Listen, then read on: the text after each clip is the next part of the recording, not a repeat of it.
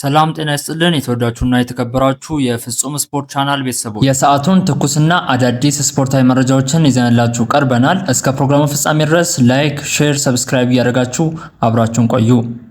ነፍሴ ልትወጣ ነበር፣ ራያ መልሷታል ሲሉ ሚኬል አርቴታ ተናገሩ። የመድፈኞቹ አሰልጣኝ ሚኬል አርቴታ ቡድናቸው ውጤቱን የተሻለ የማድረግ እድል አግኝቶ እንደነበር ገልጸዋል። ከቀይ ካርድ በኋላ የተለየ ነገር ይፈጠራል ብለን ጠብቀን ነበር ያሉት አርቴታ ነገር ግን ሊሆን አልቻለምም ብለዋል። ዴቪድ ራያ የጋርናቾን ሙከራ ስላዳነበት አጋጣሚ የተጠየቁት አርቴታ ልቤ መስራት አቆሞ ነበር፣ ነገር ግን ራያ ወደ ህይወት ሊመልሰኝ በቦታው ተገኝቷል ሲሉም ተናግረዋል። አክለውም ዴቪድ ራያ ከመሪዎቹ አንዱ ነው፣ ትኩረቱን እንዴት መጠበቅ እንዳለበት የሚያቅ ግብ ጠባቂ ነውም ሲሉ አወድሰውታል። ዴክላን ራይስ ቀይሩኝ ብሎ ነው የወጣው ያሉት አርቴታ ሁኔታውን ከብራይተን ጨዋታ በኋላ እንገመግማለንም ብለዋል። ቲያጎ ሲሞኒ ለነገው ጨዋታ ምን አስበዋል? አትሌቲኮ ማድሪድ ነገ ምሽት ከባርሴሎና ጋር ተጠባቂ የኮፓ ዴላሬ ግማሽ ፍጻሜ የመልስ ጨዋታ ያደርጋሉ። የመጀመሪያውን ጨዋታ አትሌቲኮ ማድሪድ 4-0 በሆነ ውጤት ማሸነፉ ይታወሳል። አሰልጣኝ ቲያጎ ሲሞኒ በነገው ጨዋታ የ4-0 ውጤታቸውን ለማስጠበቅ እንደሚገቡ ተገልጿል። አሰልጣኙ በጨዋታው 5-4-1 አሰላለፍ ይዘው ወደ ሜዳ ለመግባት ማቀዳቸውን ማርካ ዘግቧል። ሊያም ሮሴነር ለተጫዋቾቹ ማስጠንቀቂያ ሰጡ። የቼልሲው አሰልጣኝ ሊያም ሮሴነር በቀይ ካርድ መብዛት ምክንያት ለተጫዋቾቻቸው ማስጠንቀቂያ ሰጥተዋል። ተጫዋቾቹ የሚያሳዩት ደካማ ስነ ምግባር ተጠባባቂ ወንበር ላይ ሊያስቀምጣቸው ስለሚችል እንዲጠነቀቁ አሳስበዋል። አሰልጣኝ ሊያም ሮሴነር በቀጣይ ተጫዋች የሚመርጡት ስነ ምግባርን ታሳቢ አድርገው እንደሚሆን አሳውቀዋል። ከትላንቱ የፔድሮ ኔቶ ቀይ ካርድ በኋላ በውድድር ዘመኑ ቀይ ካርድ የተመለከቱት የቡድኑ አባላት ቁጥር ወደ 9 ከፍ ብሏል። ሰማያዊዎቹ በዚህ ዓመት በፕሪሚየር ሊጉ 62 የማስጠንቀቂያና 7 ቀይ ካርድ ተመዘውባቸዋል። አሰልጣኝ ሊያም ሮሴነር በዛሬው የቡድን ስብሰባ ላይ የሁኔታውን አሳሳቢነት አንስተው ቁጥሩ እንደዚህ መቀጠል የለበትም ማለታቸው ተሰምቷል። የሲቲ የወሩ ምርጥ ተጫዋች ማን ይሆን? በአሰልጣኝ ፔፕ ጋርዲዮላ የሚመራው ማንቸስተር ሲቲ የወርሃ የካቲት የወሩ ምርጥ ተጫዋች 3 እጩዎችን ይፋ አድርገዋል። በዚህም መሰረት ማርክ ጉሂ፣ ጂያንሉጂ ዶናሩማና ኒኮ ኦሬሊ በእጩነት መቅረብ ችለዋል። ከነዚህ ተጫዋቾች ውስጥ የወሩ ምርጥ ተጫዋች ማን ሊሆን ይችላል? ሀሳብ አስተያየታችሁን ኮመንት ላይ ያስቀምጡልን። የቶተናም ተጫዋቾች ደሞዝ ሊቀነስ ይችላል። ቶተናም ከፕሪሚየር ሊጉ የሚወርድ ከሆነ የቡድኑ ተጫዋቾች ትልቅ የደሞዝ ቅነሳ እንደሚጠብቃቸው ተገልጿል። ይህንን ተከትሎ አብዛኞቹ የክለቡ ተጫዋቾች ክለቡ ከወረደ 50% የደሞዝ ቅነሳ እንደሚጠብቃቸው ዘ አትሌቲክ ዘግቧል። የቀድሞ የክለቡ ሊቀመንበር ዳንኤል ሌቪ ባስፈረሟቸው ተጫዋቾች ውል ውስጥ ይህንን የጥንቃቄ አንቀጽ ማካተታቸው ተገልጿል። ይህ እርምጃ ቶተናም ወደ ታችኛው ሊግ ከወረደ የፋይናንስ ችግሩን በተወሰነ መልኩ እንዲቀርፍ ይረዳዋል ተብሎም ይጠበቃል። ቶተናም አሁን ላይ ከወራጅ ቀጠናው በ4 ነጥብ ርቆ 16ኛ ደረጃ ላይ ይገኛል።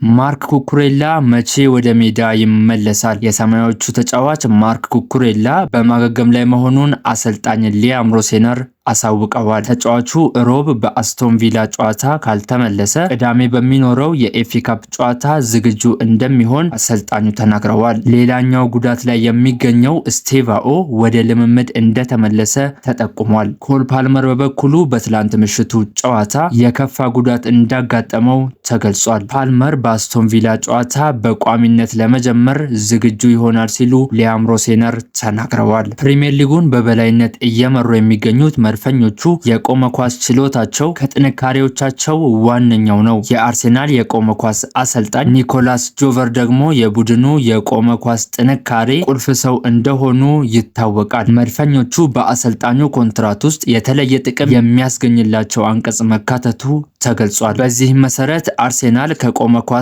ጎል ሲያስቆጥር አሰልጣኝ ኒኮላስ ጆቨር ተጨማሪ የጉርሻ ገንዘብ እንደሚሰጣቸው ተነግሯል።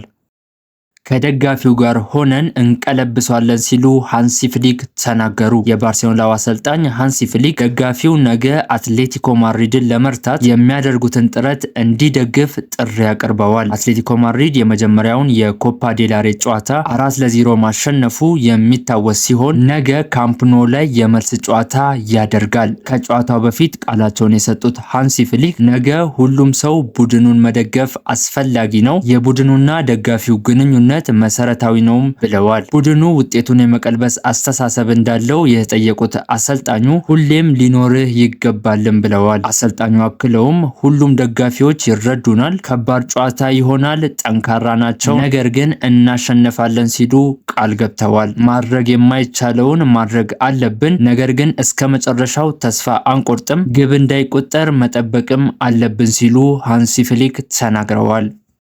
አፍን መሸፈን ከእግር ኳስ ሊያሳግር ነው። የፊፋው ፕሬዝዳንት ጂያኒ ኢንፋንቲኖ በጨዋታ መሃል አፉን ሸፍኖ የሚያወራ ተጫዋች ከእግር ኳስ እንዲታገድ ጠይቀዋል። ፕሬዝዳንቱ በሰጡት አስተያየት ይህንን የሚያደርግ ተጫዋች ቀይ ካርድ ሊመለከት ይገባልም ብለዋል። ጥሩ ነገር ለመናገር አፍ መሸፈን አስፈላጊ ያለመሆኑን ያነሱት ፕሬዝዳንቱ ያን ካደረገ መባል የሌለበትን ነገር ተናግሯል ብለን እንወስደዋለንም ብለዋል። ተጫዋቾች ይቅርታ የሚጠይቁ ሆነ ቢያንስ የ10 ጨዋታ እገዳ እንደሚቀነስ ጠቁመዋል። እግር ኳስ የማህበረሰብ ችግር ተደርጎ ሊወቀስ አይገባም ሲሉ ዘረኝነትን ለመዋጋት ረጅም ርቀት እንደሚጓዙ ተናግረዋል።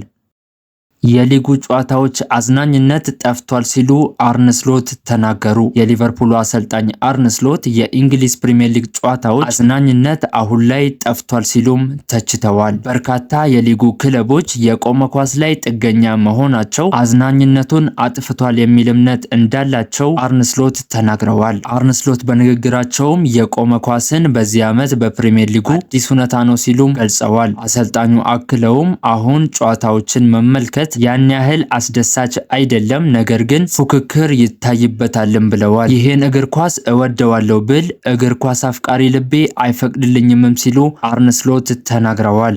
ለሰዓቱ ያጠናከርናቸው ዜናዎች እነዚህን ይመስላሉ። አብራችሁን ስለቆያችሁ ከልብ አድርጌ አመሰግናለሁ። መልካም ቀን ተመኘውላችሁ።